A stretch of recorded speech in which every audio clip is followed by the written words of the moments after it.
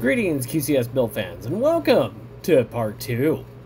So we're going to pick up where we left off, and then we're going to finish up with our deployment. And you get to see how we played Tetris with a network wall. It was kind of interesting. So, alright, on with the show. Okay, get our StarTech cables hooked up here.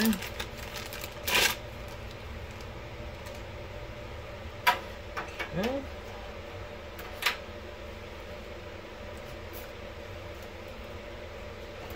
Because this has a natural roll to it.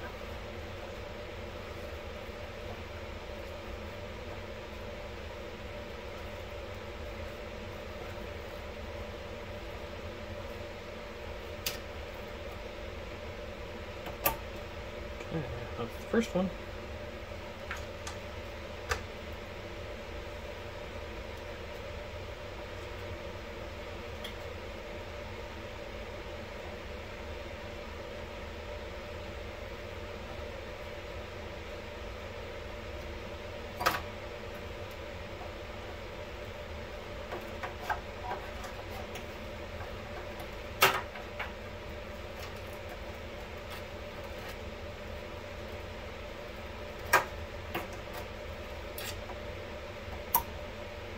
There we go.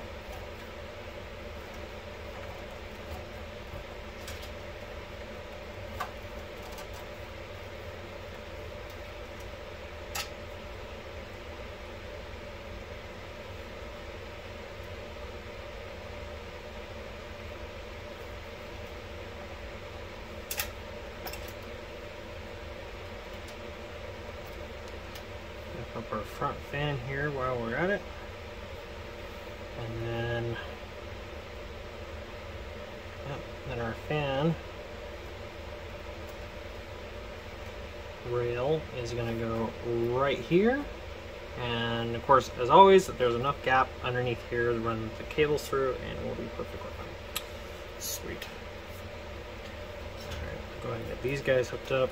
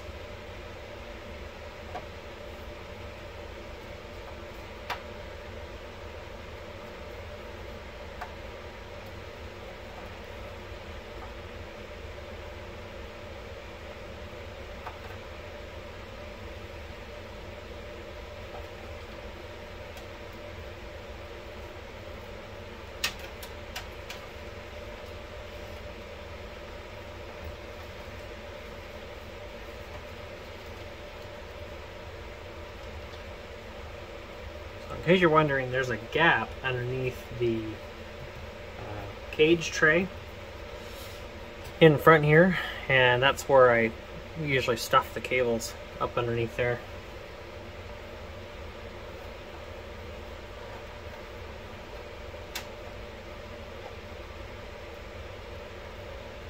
Just kind of a sneaky way to keep everything nice and neat and tucked out of the way.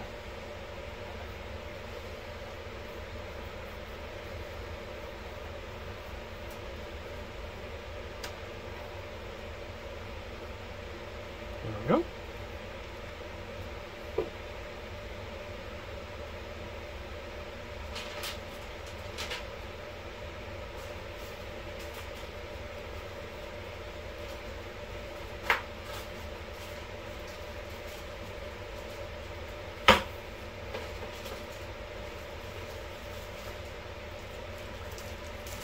Alright, one hefty power cable.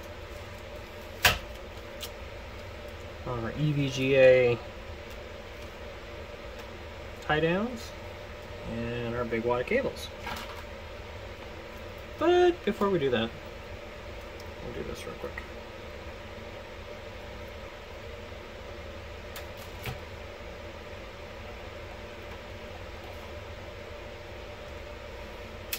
Oops. Let's forget about that.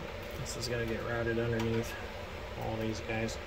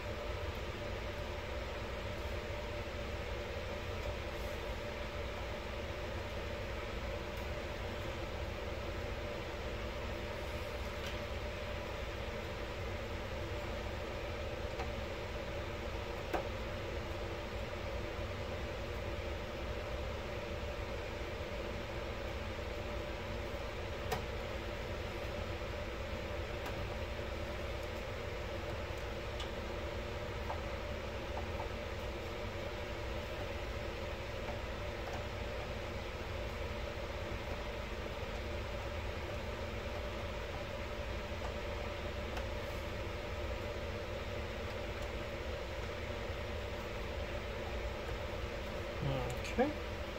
That works for that.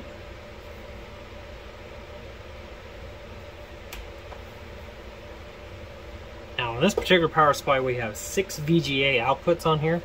We're going to plug it in as 6. So that way, in case later on, if we need to, we can try to make it simple troubleshooting.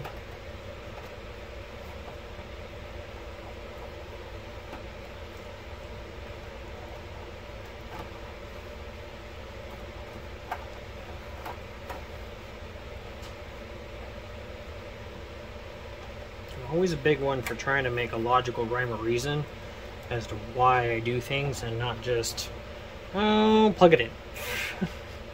Just shove it in a hole. Well, no, because that doesn't always work out real well. So, save 2.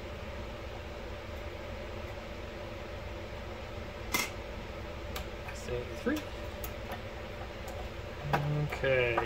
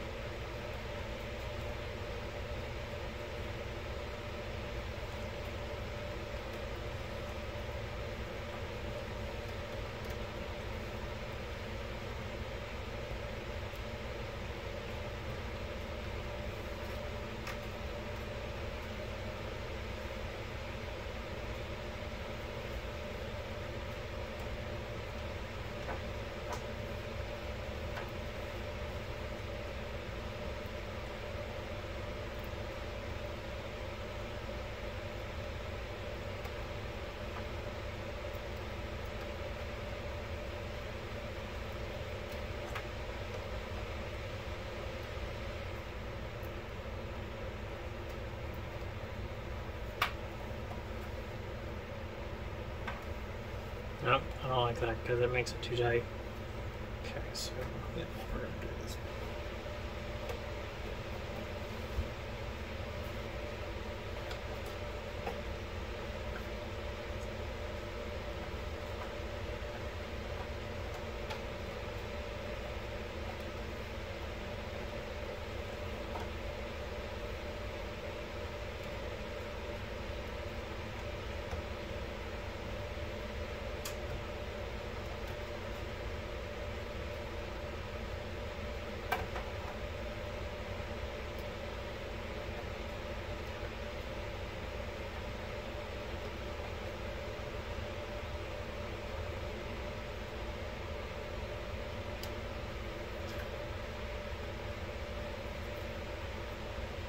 Okay.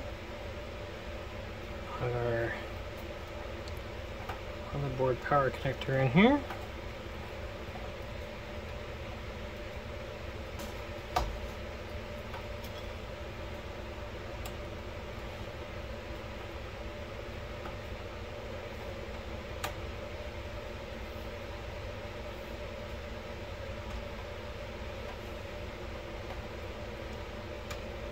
Okay. And then all fans will plug in right there. Alright, as always, we got a rotator fan, so that way they'll plug in on top and they'll run across here. Otherwise they're sitting down here on the bottom, and then we gotta run the wire up and then make it work. Call me anal, but I just don't like it.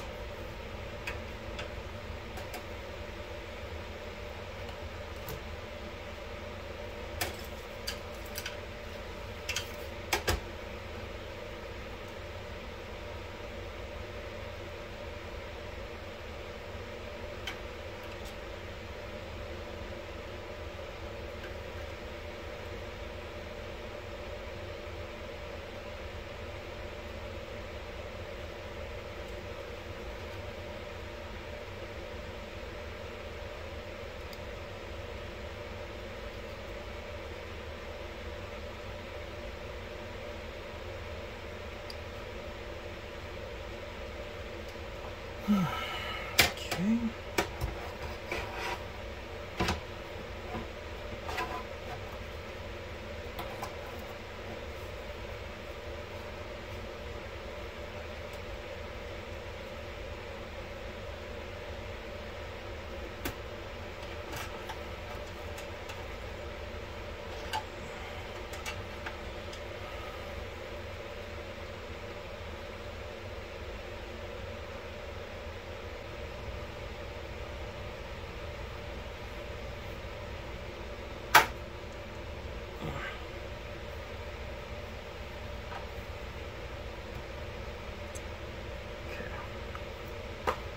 Alright, let's test it, see if it turns on.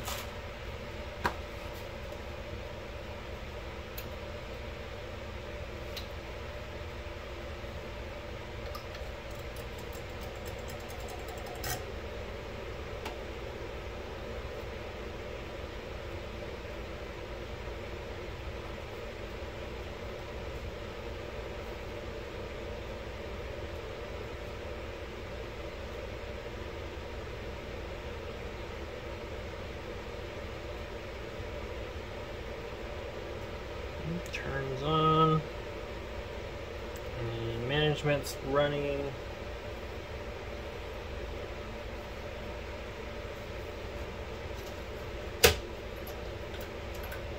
Looks like we're good.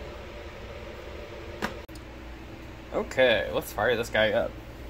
You can see we have our management interface over here, which is 1.40. Go into setup, and here you go. Alright, so you can see we've got 16 gigs of RAM and all 8 slots, which gives us 128 gigs.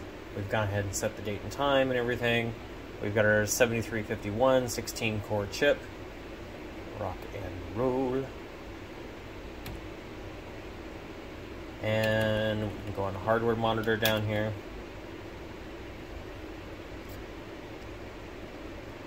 And of course there's a lot of sensors on this thing, so it takes a little while. But we got an idle temperature of 29 degrees on our CPU, which is about perfect. That means we got a really good mount on there. And also we're getting good airflow through the cooler.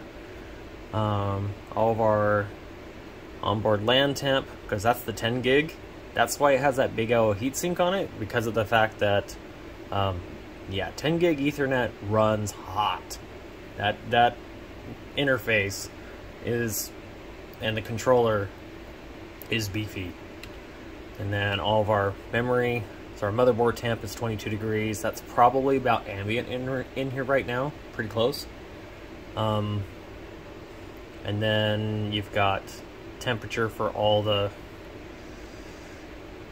memory, CPU fan, our front fans, our one front fan that's PWM, and then our two rear fans that are PWM.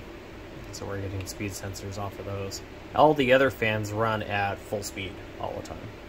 So that's it. Alright, so that's all everything in there. Management, security, boot, and you can see our drives are all detected. And alright, rock and roll. So we're gonna go ahead and save everything, and we're gonna load Windows. Okay, as you can see here, we've got our 3 controller data drives, which is set up as our O drive. And then we've got our XDR data drives, which is set up as our X drives. And then we have our OS on our, which is also doubles as our virtual machine OS drives on the mirrors.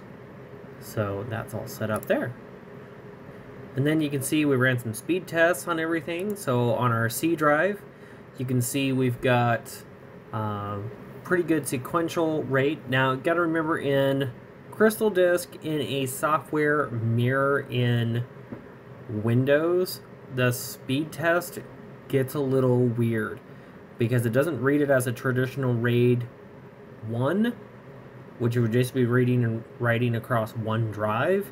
It's actually reading on both drives and writing to one, as basically how it reconciles the data. So all of our reads are basically doubled.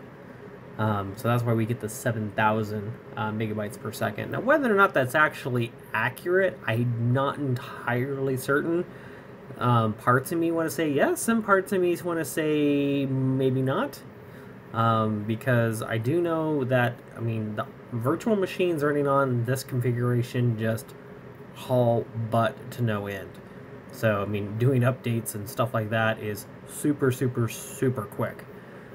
We don't have a lot of issues. So, but you can see we've got really good Gen 3 write speeds, which is pretty typical. And our random seek rate is really high across both.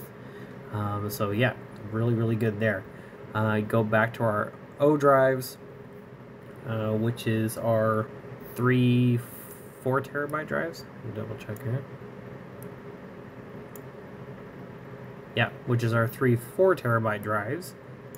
And we've got pretty good for RAID 5 configuration across 3 drives. So sequential read is 450. Sequential write is 95. And of course that depends on block size and the type of data that you're writing to. So I can tell you that is pretty good for the most part on those. So, and then of course our random and everything. So that's why we use these just for data and just the hold, like file storage and maybe database drive database information depending on the type of database. They use OpenDental, and OpenDental is a very simple Microsoft SQL based database program, and so it doesn't have a ton of overhead. So running it on a mechanical drive is perfectly fine without any issue. There are other medical programs out there like ChiroTouch and a few others that if it gets very big at all, you've got to run it on solid state. You just can't run it on mechanical if the database gets really big. It's just impossible. It's not impossible, but you don't want to do it, especially if you've got a lot of systems accessing it all the time. It's just not, yeah, it doesn't work real well. And you need a pretty beefy server to be able to handle it. So, and then you can see on our X drives, it's about the same across on those. Of course, those drives are huge, and those are also our 14 terabyte drives that we've got installed on there. So, okay, so moving on. Alright, so here you can see this is our starting configuration. So this is basically the pre-install. So what we ended up doing is this little black server down here on the bottom, that is the old Dell server. Piece of hot garbage. I hate that thing. So that thing is sitting down there. And it was actually kind of where the blue Cat5 cables are looped together, and kind of in the middle of the wall right there. That's where it used to sit, was right there. And that same monitor was there, and the rack up on the very top has not changed at all one bit. So yeah, so we had I had to very carefully move that around in the middle of the day during business hours, and move it without unplugging it and then messing anything up. Remount, take it off the mount, remount it, and get it back on the wall down there. So temporarily that cabinet door on that right hand side was blocked. So then that way we could actually get our rack, our battery backup, the server on the rack, our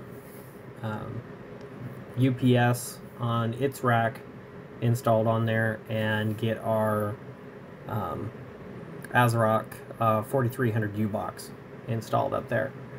So to get all that happy fun stuff done. So that was basically phase 1. So moving on to phase 2, you can see that now we've taken the UPS and we've moved it over, so that way the cabinets aren't being blocked down below. The server is still in the same spot. It is going to permanently live there, just because of the fact that gives us room to open the door on top, to A, clean the air filter out, and also B, to give us access to the drives up on top. So, and now it's been about 4 months. Well, it's been what? No, it's been almost 6. It's been almost 6 months since we actually fired this thing up and had this thing mounted on the wall back there. Where all this equipment is also where they make all their crowns and everything back here. So there is ceramic dust all over the place back here, really bad. And so thank God that machine has an air filter on it, because it helps a lot. However, it's still going to have to be taken off the wall, taken outside, and blown out probably once every 6 months. Because I was just looking at it last night, because we were doing the network installation on this, the network upgrade, so stay tuned for that. And yeah, it's pretty bad. So I haven't taken the cover off. I don't think it's that bad on the inside. I mean, I've seen far worse. You can see we got our new MSI monitor up there. The ASRock 4300U is now totally covered up by said monitor. We've got our cable management done much better now. It's not quite so like piecemealed, kind of thrown up there as it was before, and it's all nicely tied up. If you take a look, there's lots of little zip tie anchors all the way down the side there to keep everything. I try to keep my power and my data separate. so that way you're not getting noise, AC noise inside your data lines. I try to keep them separated as much as humanly possible. You can also see that the old battery backup that was in that first rack where the new PDU is up there, the CyberPower PDU, that's been removed, and that old stereo amp has been removed. So that gives us lots of room, which is going to come in handy because we're going to need that for when we do the new network switch. So, because we're going to end up replacing the two 24-port, the heck are those things called? Off-brand, goofy, weird switches. We'll call them that. I don't remember what the heck they're called. So yeah, so when we upgrade the network, then we're going to need that space. So, and then you can see, so that's the finished product for the server and everything. And then, of course, the one thing you haven't seen in a while is the ITX mini PC, workstation PC. So it got all finished up and everything, and so we took an Asus monitor and used the old reused AIO wall mount from before, and the battery backup sits there down there on the floor. We used wire mold to cover up all the wires and everything. Got a power strip with an extra long power cord on it, and yeah, works great. Don't have any issues with it at all whatsoever. And that the doctors absolutely love that computer. That thing has been the rock star. Other than the server, they love the server because everything runs way more smoothly now than it did on the old system. They don't have to reboot the server all the time and everything like they were having to do before. And yeah, it's been really, really great. So, okay, well, that's it. So, like, share, subscribe. Thank you for watching. Stay tuned. We've got way more videos on the way. I have a huge backlog of videos that I have recorded, but I haven't been able to get to actually producing them, editing them, and getting them uploaded because, well, it's been a really interesting about 6 weeks. So, I really apologize for the massive delay. I don't think I uploaded a single video in March. I feel really bad about that. And going forward, I'm going to try really hard to really get this train back on schedule. Like I said, I've got tons of, well, not tons, but I've got probably a good 6 or 7 videos in the can that just need to get edited and produced and done, and then we'll be good to go. So, and then I got more on the way, so after this. So yep, again, like, share, subscribe. Thank you for watching, and yeah, leave your questions, comments, and concerns in the comments below. You guys have been great. I've been really enjoying answering all the questions and everything, and some really keen observations on stuff. So yeah, so well, that's it. Thank you for watching, and bye for now.